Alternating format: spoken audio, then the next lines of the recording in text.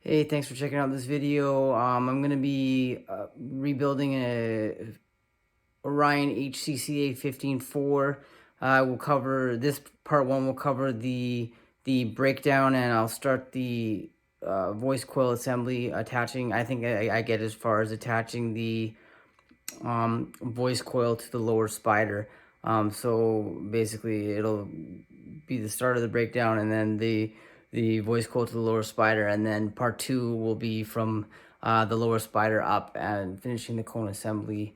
I don't think I'm gonna include a demo of the sub functioning because I put that in a different video. The HCCA flex test. There's two of them. It's also on the channel. Anyway, like I said, thank you for checking this video out. I won't finish the sub in this video. That'll be covered in part two. Hopefully you'll check that one out as well. So yeah, let's get started.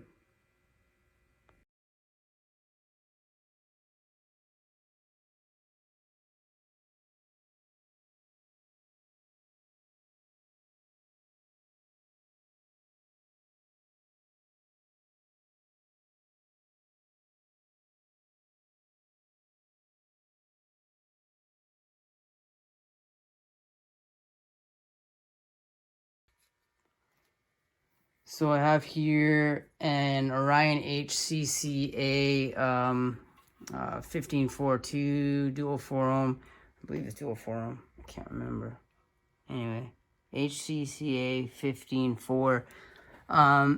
And one of the things about these subs is they have the very unique dust cap, and they're very susceptible to warping from heat. So if you're going to recone it, rather than buying a recone, you're going to actually replace the parts, which is primarily what I do. I don't often buy recone kits. One of the steps to getting the dust cap off, or one of the required steps, is getting the dust cap off. And in order to do that without damaging the dust cap or the cone, you need a heat gun. This is just a crappy heat gun. I bought it for like 15 bucks or something. Anyway, if you heat the dust cap itself will warp. So what we're trying to do is just heat right there. So in order to do that, in this case, I'm using a piece of aluminum that was used in a former, like leftovers from a former I made. You could also use a piece of tin, anything really, just to shield the heat from hitting the dust cap when you heat it. So then you fire your heat gun at it, and it heats up just the edge where the glue is. I've actually already gone around this one and done it. I know there's a couple of spots that are still stuck, but primarily very good to get it off. I think there's a couple spots that will still need to be heated. Let's see what's going on here. No, it's not coming off, so we're gonna have to do some more heating. And I'm just using a chisel just to sort of get some pressure underneath it. Oh, there it goes. So let's take a look what we got here. Somewhere still needs a little bit. So what I'm gonna do is put the heat shield right where it's still stuck, which is just in that one corner side here, and then I'll apply heat and it'll just pop it off. So anyway, I'm gonna stop the camera and do that. So something that I wasn't counting on was the secondary dust cap. So our primary, secondary. This is the primary, that's the secondary. So that's probably why the first one was so easy to get off, because this one is actually what's sealing the voice coil cavity to draw air over the coil. So there's not a lot of air pressure on the back of the secondary dust cap. So there's not a ton of glue. But as you can see, it did very little damage. It actually didn't damage the cone, just a little bit of the surface paper that came off with it, but that's nothing to worry about. We can glue that guy right back on there. No warping, no damage. Came off flawlessly. A little bit of crap on the back that'll have to be cleaned off, but otherwise, no issues there. So the next step is going to be to break down. This is looking like high temperature epoxy that they've flooded around there with. That's okay. We'll just have to use some heat to break that down. Like I say, the first step was getting the secondary dust cap off.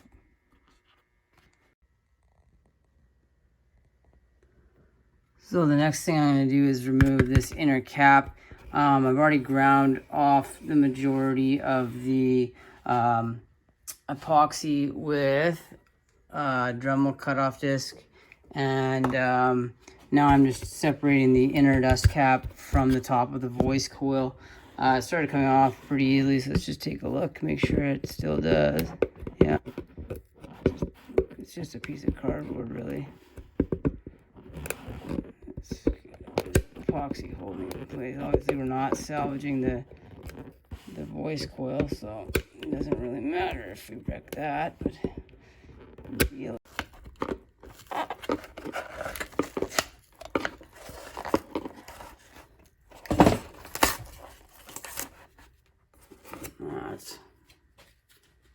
this is what that looks like. Unfortunately, that is not reusable, so we'll have to see if we can't track another one down. Anyway, the good news is that at least the removal of the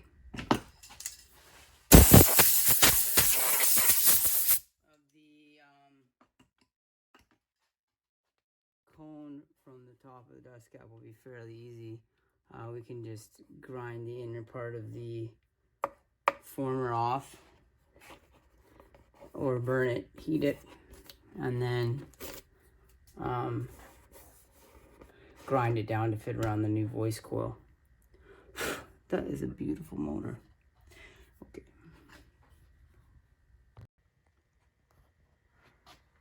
So the next step is getting the cone separated from the voice coil. Now what I usually do, and have done in this case, is I take this torch and heat up the aluminum just inside of the joint, and it causes the glue around to fail. Once the glue has failed, I can just peel back the former. This glue adhesive here will need to be ground down to fit around the new coil, which is right here, that big 8-layer flat wound, beautiful thing. And we will, so the next step is basically separating the cone from the spider, because we're gonna have to reuse these spiders, but we're gonna have to get them separated from this former so that we can so that we can attach them to the former on the new voice coil. So right now I'm just cutting it away. We'll have to remove the glue from the spiders and try to figure out how the heck we're gonna separate them from this, or if we'll just put a ring in the middle so that they don't so they're held with space, or I don't know. I'm not exactly sure what approach I'm going to take to the spiders yet, but we'll get it back together, working properly and being awesome. So the next thing we're going to do is remove the upper spider. We're going to need to reuse it because, well, A, it's in excellent condition, and B, I can't get replacements for it right now. So what I've done is I've started separating the glue from the ring. So anyway, we're going to pause this, start again, and speed this up.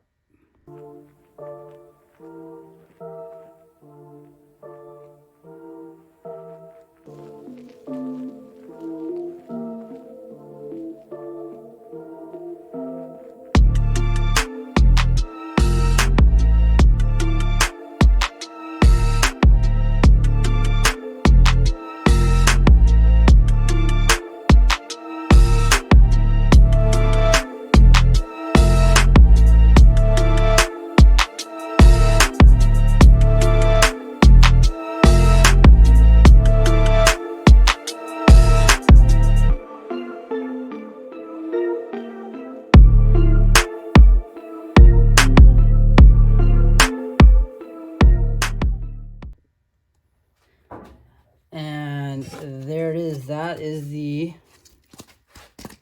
lower spider assembly for the HCCA 15.4. So this subwoofer has been realigned. It was what do you call it? Shifted when I received it. So I believe I did a short video on realigning the motor. Now that I've got it all broken down, I've separated the spiders from the original voice coil. So I have the upper and the lower with the, you see that? The upper and the lower with the spacer and mounting ring. So what I've done here is, let's take this camera off for a second. I have measured the top plate thickness, which is when it had the whole motor apart, it was 12 millimeters. So then I centered the voice coil winding height on the top plate. Now I've got other videos that show you how to do that calculation and how to set the height. And then use a hose clamp ring to hold it in position. So as I'm attaching the spiders and the cone and all that kind of stuff, the height remains constant. So I know it's not moving around. I'm not like taping it in place or anything. It's solid where it's sitting. Now I don't do the clamping up super tight. I just put it on lightly enough to hold it so that it won't move at all. So anyway, that's what we have right now. We have the voice coil sitting with the height set, and the next thing I'm going to do is put the lower spider on. Now this here is a triple ring.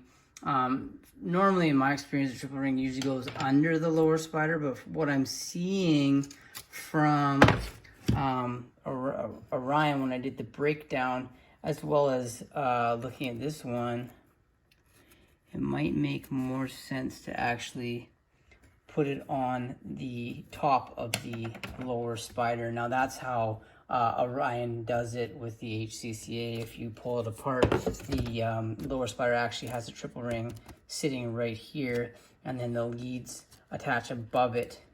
I don't know if it gives it a bit more slack in the tinsel leads or why exactly they do that, but based on the inverted lower spider, so the two spiders are mirrored.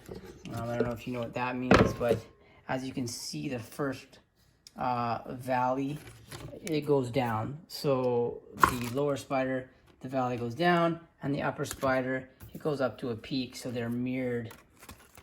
So basically, the top spider is like this, the bottom spider is flipped upside down. Top, bottom. So if you had a standard spider, then putting the triple ring underneath it would make a lot of sense. But since we've inverted it, putting it on top will work just fine. I think that's the route I'm going to go with this one. So that being said, what we're going to do is drop the lower spider in place, bolt it, and then glue it to the former. Now I've also got a whole whack load of plastic shims in here, acrylic or whatever this stuff is.